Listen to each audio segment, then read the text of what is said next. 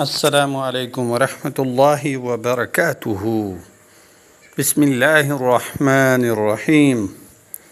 ټول تعریفونه د رب ذوالجلال د پاره چې خالق او مالک او پروردگار د کل عالم دی، او درود پاک په خاتم الانبیاء د مدینی جانان حضرت محمد صلی الله علیه وسلم باندې.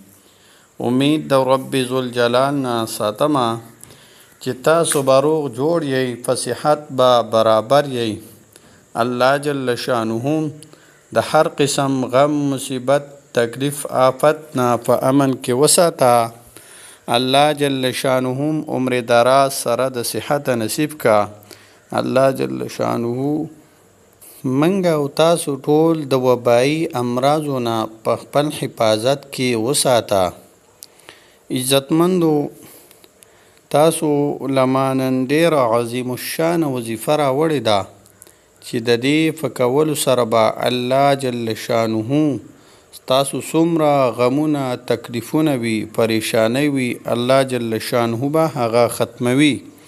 دا وظیفه ډیره اسانه هم ده او ډیره مجربه هم ده او نبوي وظیفه ده، ځکه چې نبی علیه السلام فرمایي چې څوک دا وظیفه ډیره کوي نو الله جل شانه به د غمونو او پریشانونو په امن کې ساتي.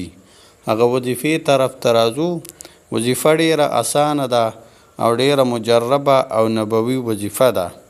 تاسو په هر ټیم کې، په هر حال کې او په ولاړه، په ناسته، په روانه هم کولی شئ، په اودس کې هم کولی شئ او بغیر د اوداسه نه هم کولی شئ.